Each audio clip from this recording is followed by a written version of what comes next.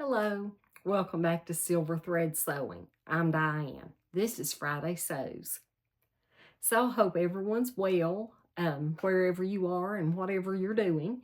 I, as always, want to start out by saying thank you to Jen from Today in Jen's Sewing Room for starting the hashtag Friday Sews and for allowing all of us to join in. It's a great way to find people to watch who share your love of sewing.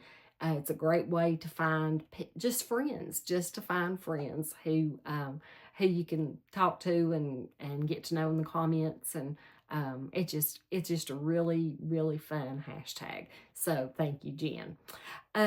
So I've been thinking about changing the name of my channel. For a while, I was going to make it be how not to sew or what not to do when you sew. And now I think I might just change the name of my channel to Aches and Pains and Grumble and Gripes. I think that might be a better channel. So I started out the year really strong. I had so many ideas and was so excited and got 3 videos out and I was feeling all accomplished. And then Greg decided to get the flu. So we have both had the flu, type A, which apparently is worse, this past week. We're both doing better now, finally.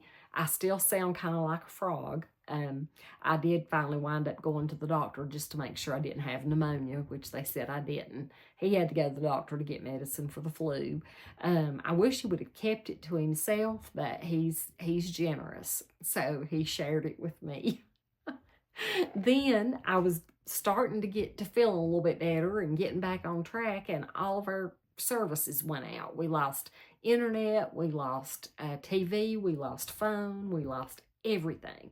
So I couldn't do a video if I had felt great. I couldn't have done one. So we finally got all that straightened out and got new equipment and everything's working again. Now, if my mama were here, she would say, oh, little Diane looks pitiful. She's peaked.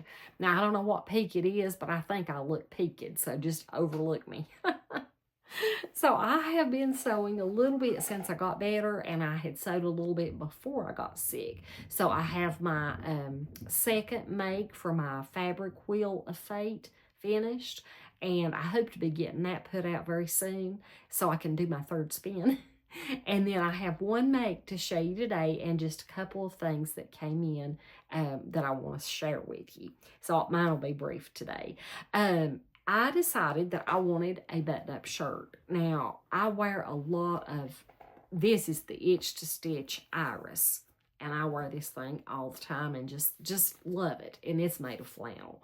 But I decided I wanted a button-up flannel shirt because I wear those all the time, in winter especially, over a t-shirt.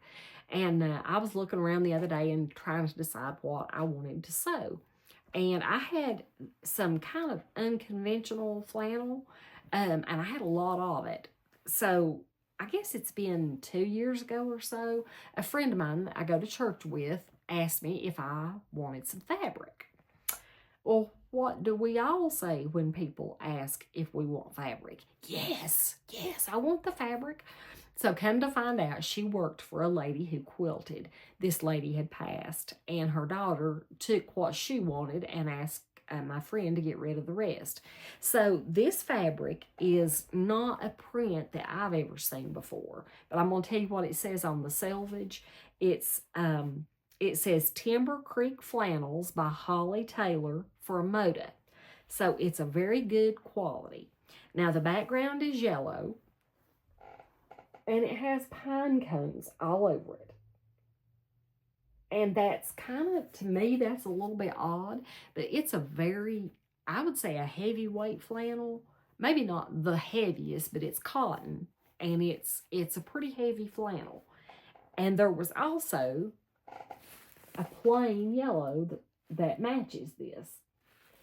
And I just kept looking at it, and I thought, you know, that would be the perfect fabric to practice and maybe come up with a flannel shirt that I would like to wear.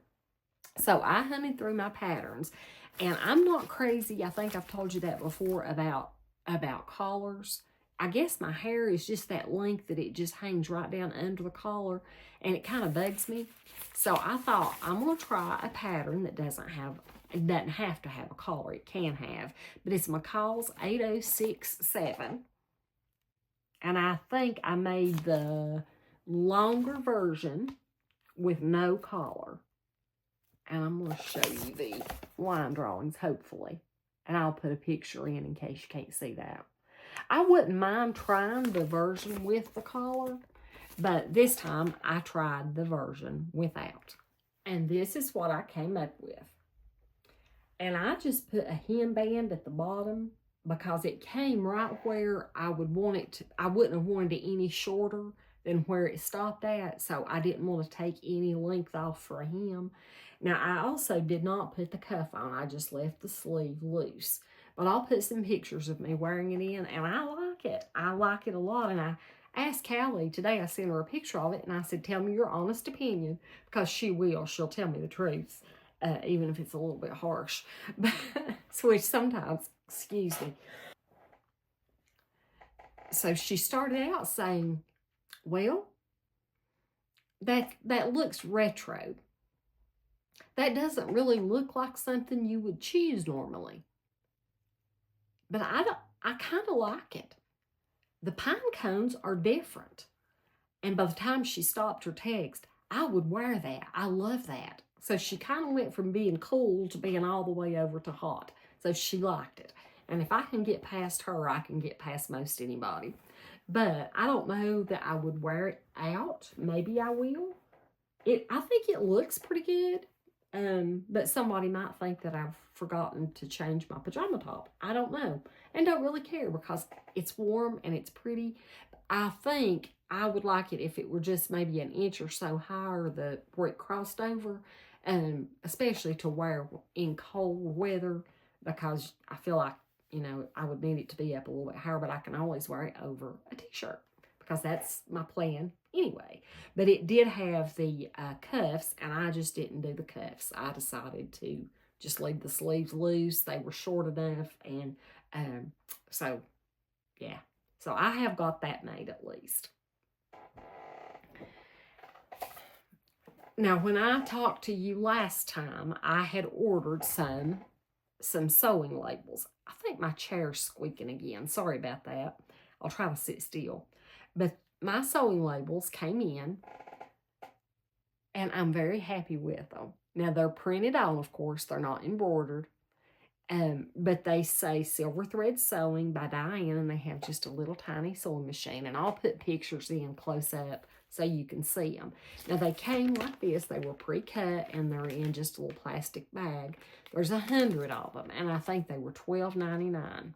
And I don't know how they will hold up in the wash because, like I said, they are just printed. They're not embroidered. But if they wash pretty well, I'm all about them because I never thought I'd be able to afford some personalized labels. So hopefully they'll hold up. I did put one in my sweater video, the little sweater that I made for my first spin on the Fabric Wheel of Fate. And I've got it in the wash machine, so hopefully it will wash well. Now, they, I guess, had sealed these edges maybe when they cut them, but they're very smooth. They don't feel scratchy or anything because there, again, I don't like scratchy labels. I can't stand that either, so that's just me. So I have one last little thing to show you, and this is to sit beside my Serger, and I just was looking around one day, and yeah, it's just this little, it looks like a dog paw, but it has used rotary blades on the opposite side, and you use that screw to change it if you need to, or to turn it.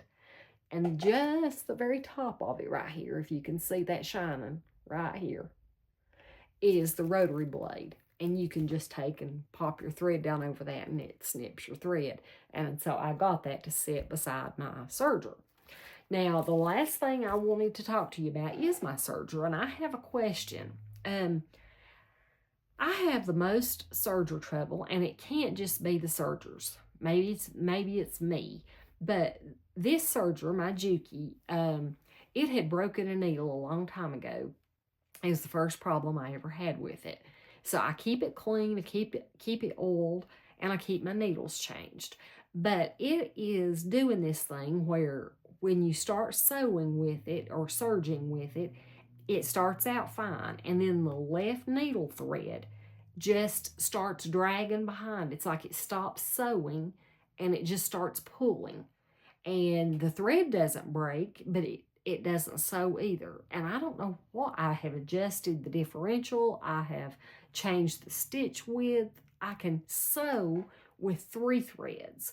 But if I'm sewing a knit garment and I'm using my serger, I don't feel like that's secure enough to actually put together a garment, just barely enough to finish edges. I just don't trust the 3 threads. I would rather have the 4.